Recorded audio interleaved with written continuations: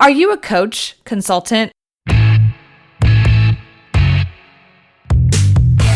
And now, welcome to Like a Boss, insights with influencers, creatives, online entrepreneurs, and badasses like you.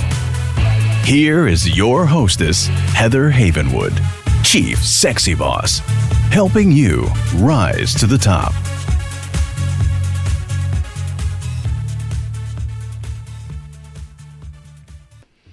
Are you a coach, consultant, small business owner, or online entrepreneur? Do you want to significantly grow your business, triple your list, and double your sales conversions? If the answer is yes, then launching a podcast is the next step. You see, being an expert in your field, having a website is no longer enough to be noticed in today's marketplace.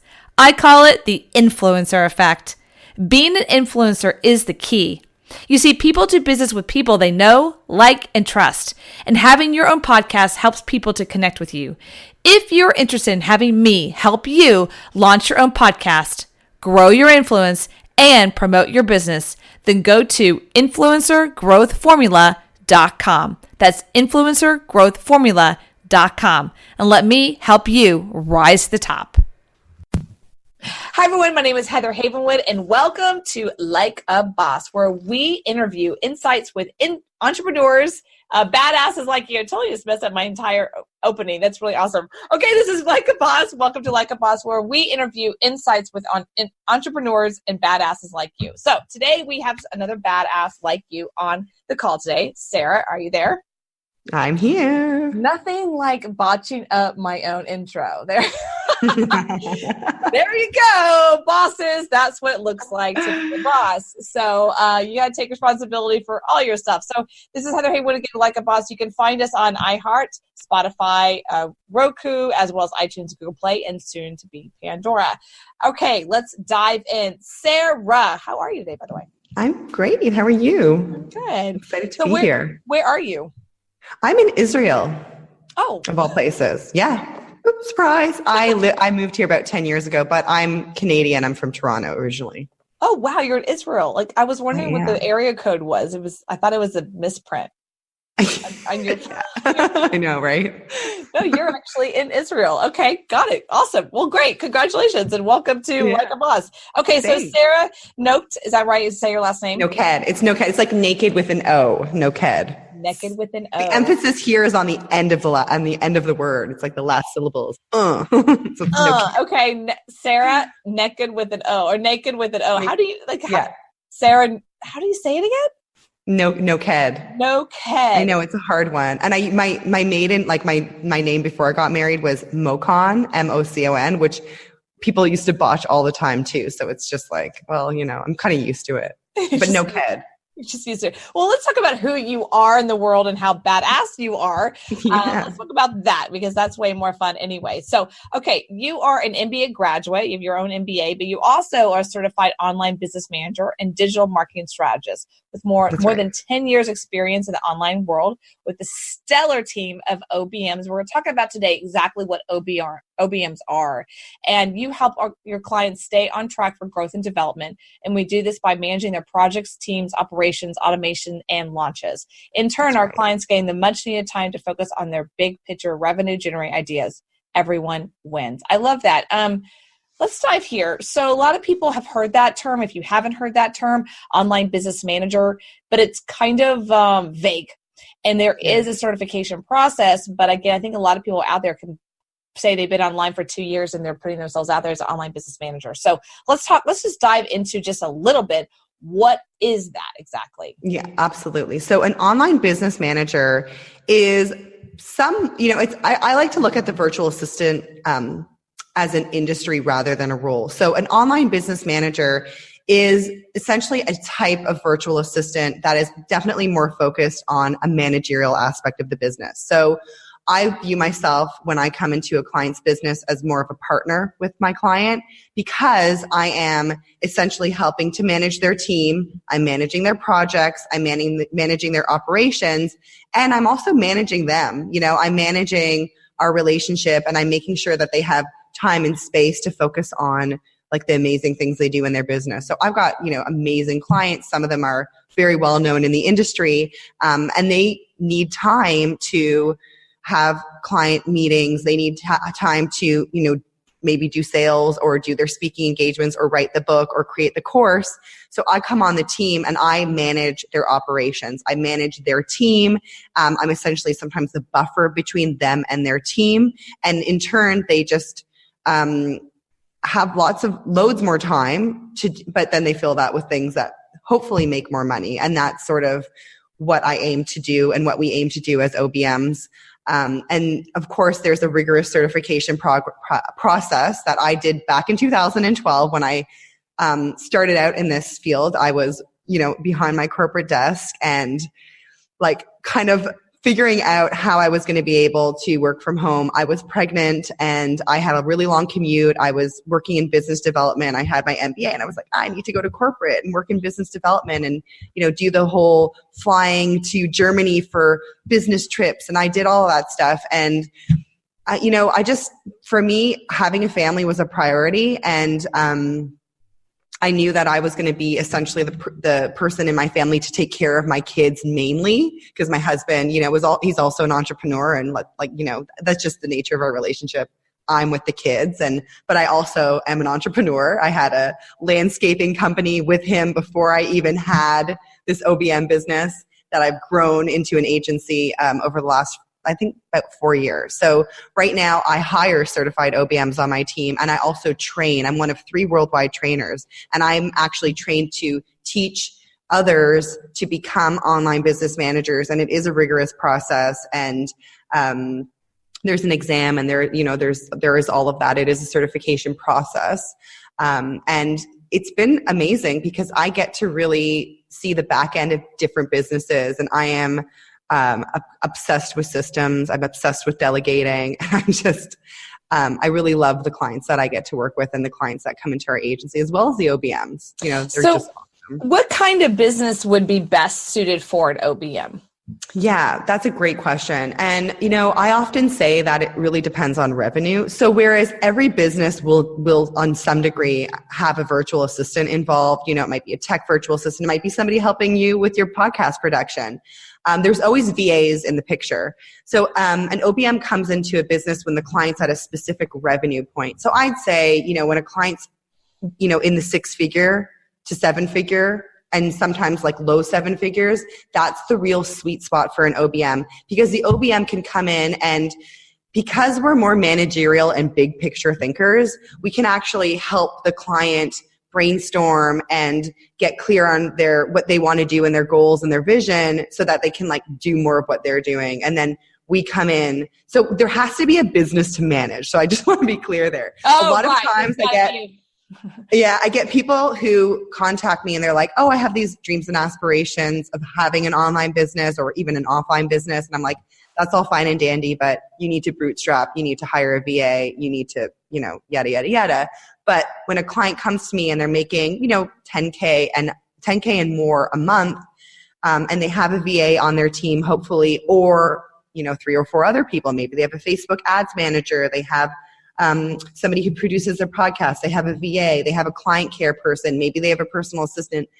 Somebody needs to manage those people and make sure that the ship is staying afloat while they go off and do their speaking gigs or while they go off and do that retreat to write that book or create that course. Do OBMs only manage others or do they actually do tasks as well? So we do tasks as well, but they're usually higher level tasks. So, I'll get into Entrepreneur and Infusionsoft.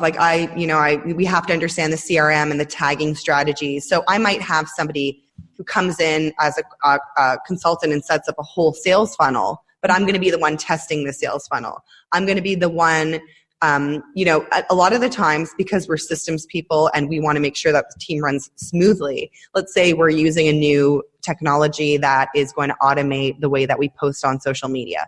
I'm going to go in there. I'm going to learn that tech. I'm going to figure it out and bootstrap it most of the time, right? Because a lot of, tech's changing all the time. Then I'm going to create a system around it and I'm going to delegate it to that VA.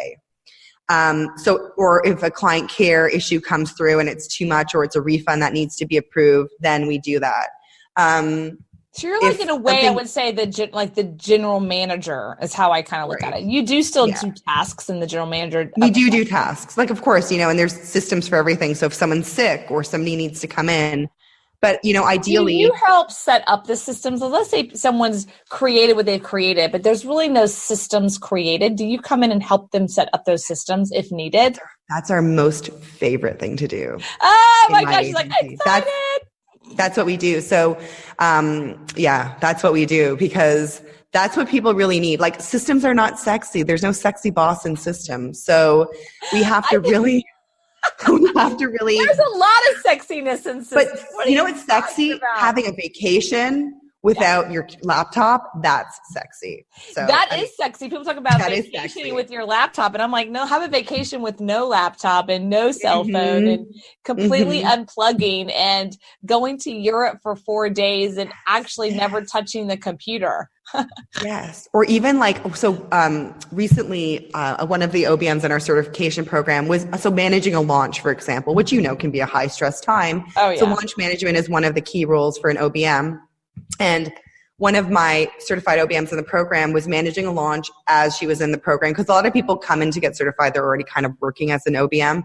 So she said to me, you wouldn't believe it, my client actually went on holiday during a launch. Okay, it was over the weekend. It was over the weekend, but she went on holiday. And I was like, that's amazing. That is like a true accomplishment, because usually you're either the client's overwhelmed, or they're feeling like stressed out, or they're doing things at last minute. But the OBM, we come in a couple months in advance, and we're planners. We're planning things. We're making sure that the right people are in the right places, and we're steering the bus, basically. Yeah, so you're steering the bus, right? You're like the planner to go, where's the course? You know what I mean? That's great. Yeah. So, okay, I'm curious. You have an MBA. What university did you go to?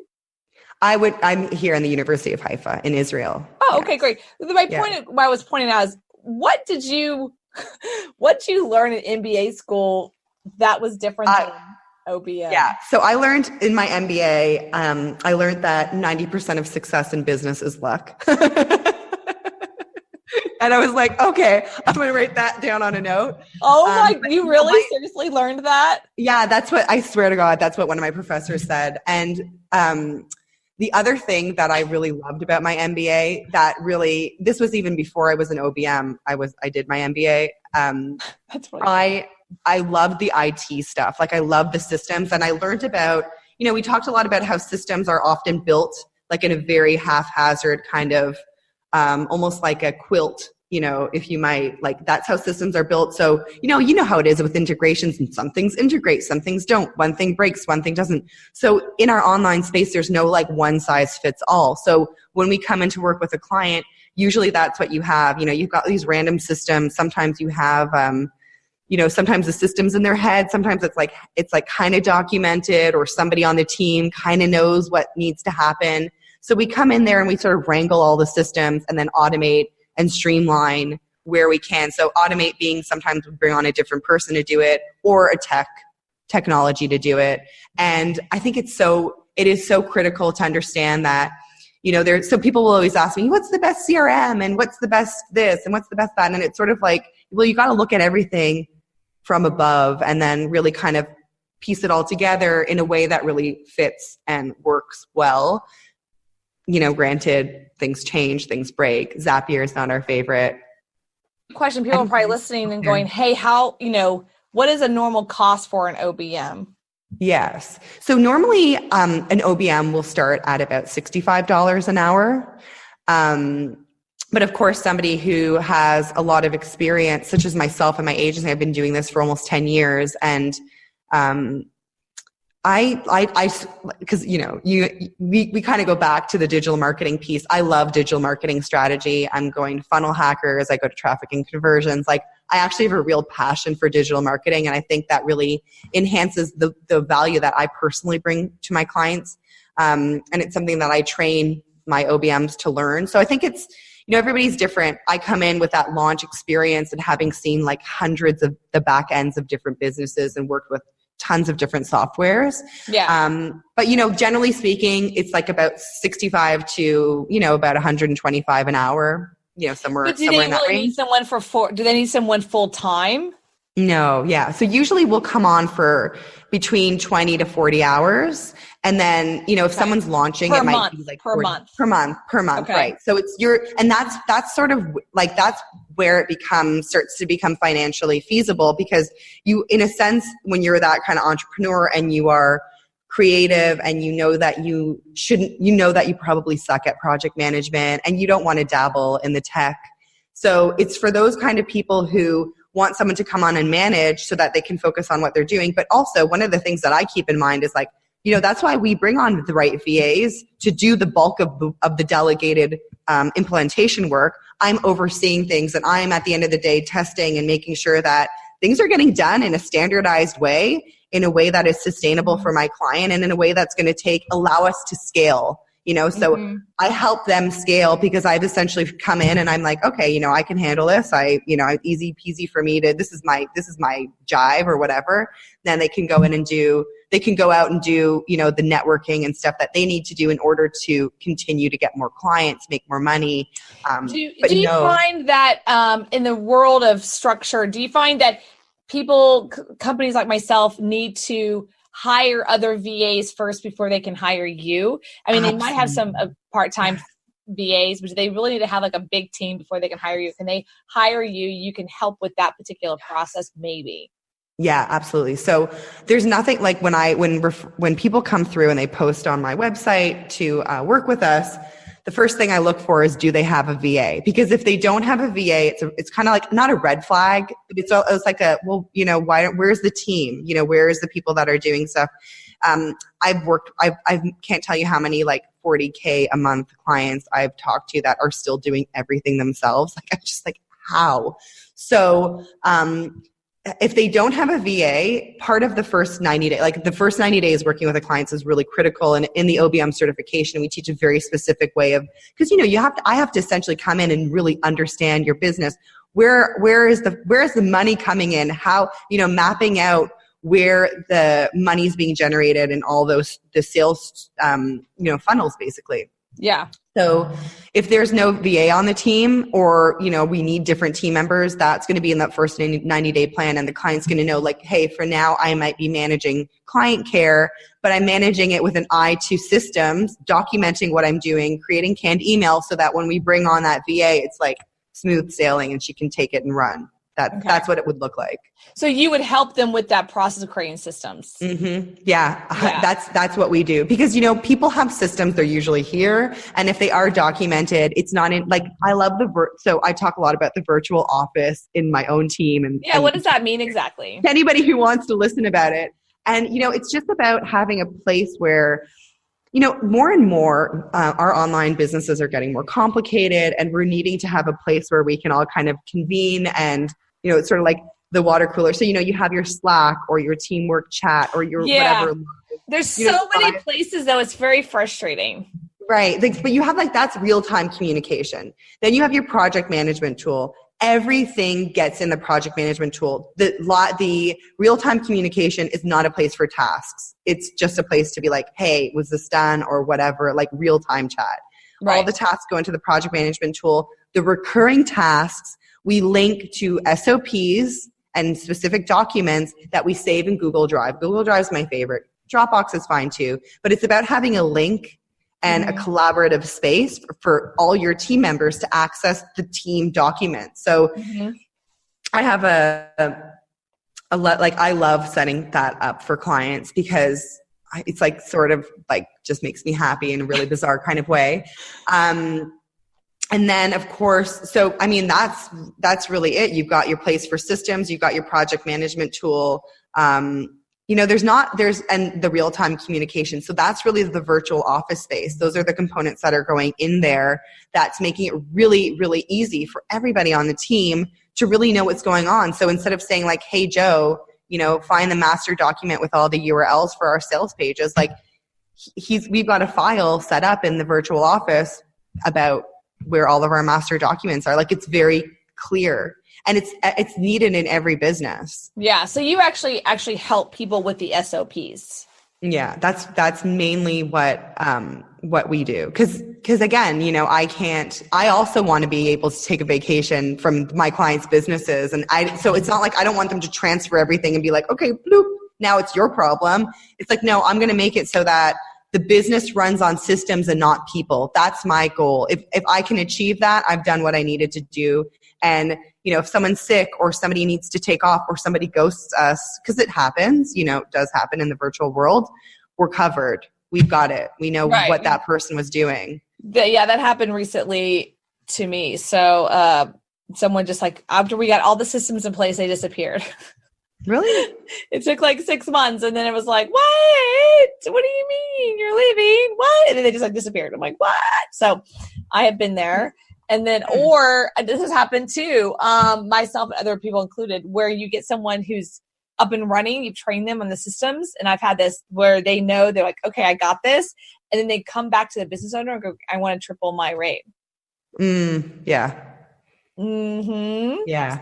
Mm-hmm. And that's tricky, because you just train this person and they know everything and there really is no SOP, and you're kind of, yeah, so that's a problem. That is a problem. So major problem. I had that happen. They said, you need to triple my fee. I'm like, excuse me? No. Because they were holding the information and they feel like they can't be your replacement. But that's why But then you had the systems come in. So the person who set up your systems, I mean, did she put someone else in there? Because maybe you need an OBM to sort of manage those systems. Maybe she right. No, I need an OBM. I don't have one. Not an ongoing, you know. Yeah, no, I'm very aware I need an OBM. So I'm sure we'll be talking. I need an OBM. I have 0 systems. I mean, it's not 0. I have my own system. A lot of it's in my head. So I'm pretty bad about that. So I'm not great. Every time someone's like, you need SOP, I'm like, that's awesome. Yeah. So, like I said, SOPs are not sexy. Yeah, they're not. It's not about sexy. It's just, I don't think that way. I think in circles. My brain thinks very abstractly in circles. I can't stand graphics that are linear. Like it's hard for me to read. I thrived in chemistry and in calculus because my brain is different. Weird. Weird. I do not do linear. Like if someone sends me a marketing plan or something in linear, I literally am like, I can't read it. And so my brain just thinks in big picture. I think in like pictures. Right. So yeah, no, when someone says SOP, it's not that like, I don't get that. I think I'm like, there's a lot of entrepreneurs who are like, I don't even know what every little step is. It's like, totally. I don't know. I don't know. You just kind of do it. And then you're like, that was 10 steps. You're like, oh, that like, you know what I mean? It's like, and that required 3 people. You're like, oh, okay. Right. They're like, well, I only did this one piece. I'm like, yeah, I just did all of that in like 10 minutes. You know? Yeah, totally. But I'm normal like that with, I think, entrepreneurs, not for, I mean, that's where our bottleneck is. And so I'm pointing out to people that this is very important. I think OBM is extremely important. So I want you to get that. It sounds expensive, $60 an hour for 40 hours a week. Now that is $10,000. No, a month. Yeah. Per month. But that's not, but you're saying 40 hours a month, not per week. Right. Right. So it's about 10 hours a week. Right. Okay. Or got even it. 5 to 10 hours a week could be, somebody starting. I mean, it really, it's sort of a product of how many team members there are and how much revenue is coming through and how many products are launching and, all that stuff. All that kind of fun stuff. That's cool. Okay, great. Well, where can they find you? A, where can they find you? A, to hire you. B, to work with your agency. Or C, maybe they're like, oh, I want to be an OBM. Where can they find you? Yeah, totally. So if you go on over to sarahnoked.com, that's SARAHNOKED.com/like a boss. Oh, woo. We've got something, special there for you guys. And of course you can, find out all the information there about the certification and about working with us and working with the agency. And the other thing that I do too, because as you know, I'm in Israel, most of the clients that we deal with are Eastern time US until Australia. We have a lot of Australian clients, a lot of European clients. But of course, because I'm training all of these awesome up and coming certified OBMs, part of what I do is a matchmaking service. And if I meet a client who something about their business resonates with me enough so that I can kind of connect it with somebody that I've, because it is a personality thing, right? It's all about, business is all about relationships. So if I can make a good relationship connection with a client and an OBM, then that's kind of what I aim to do as well. Because there's a lot of people that need this kind of support. And like you were saying at the beginning, there's a lot of people who call themselves VAs and OBMs. And, so it's good to know where the good people are, where the good guys are, for sure. Yeah. And that's really true, because I went online one time to, there's like an OBM kind of place you can find the OBMs, and there's just all these people, and I'm just like, I don't know if they're good, I don't know. And I reached out to a few, and some like responded, but I'm like, I'd rather go to you and go, hey, this is what I'm doing. Do you have someone? Can you match me with somebody? And yeah, that's awesome. Or work with your agency. Yeah. And then we'll do like a sort of a handover, because again, I really love digital marketing strategy, which doesn't always fall into the wheelhouse of the OBM. You know what I mean? A lot of the times they're project managers. They are people as well. So people. So because I have that digital marketing strategy, I'll sometimes do a whole plan for a client. It might be like a 6-month plan of like, here's what we're going to do. Here's how we're going to launch it. Here's what we need to get in place, whether it be a Facebook ads manager or what have you. And then I get the OBM on there, basically executing the project and making sure that the right people are in the right places. Nice. Okay. That's awesome. Well, great. Yeah. I love it. So where could they find you again? So if you go on over to sarahNoked.com/like-a-boss, that's where you can find me. And hanging out online. Okay, great. And that's Sarah, SARAHNOKED.com. That's right. Like a boss. /like a boss. Well, thanks for being here, and thanks for explaining to us what OBM is, what online business manager is, and when when a company is like, hey, we're ready for this kind of solution. So I love that. Having me here. Yeah, super fun. Thank you so much for being here. Everyone, this is Heather Havenwood. Check us out at heatherhavenwood.com. We're also on iTunes, Google Play, Spotify, iHeart, and soon to be Pandora, as well as Roku. Everyone, Heather Havenwood, check us out. Bye. Are you a coach, consultant, small business owner, or online entrepreneur? Do you want to significantly grow your business, triple your list, and double your sales conversions? If the answer is yes, then launching a podcast is the next step. You see, being an expert in your field, having a website is no longer enough to be noticed in today's marketplace. I call it the influencer effect. Being an influencer is the key. You see, people do business with people they know, like, and trust. And having your own podcast helps people to connect with you. If you're interested in having me help you launch your own podcast, grow your influence, and promote your business, then go to influencergrowthformula.com. That's influencergrowthformula.com. And let me help you rise to the top. Thank you for listening to Like a Boss, helping you rise to the top. Join Heather's mastermind at influencertribe.com, where she helps you become an influencer and dominate your field. Follow Heather Havenwood on Instagram.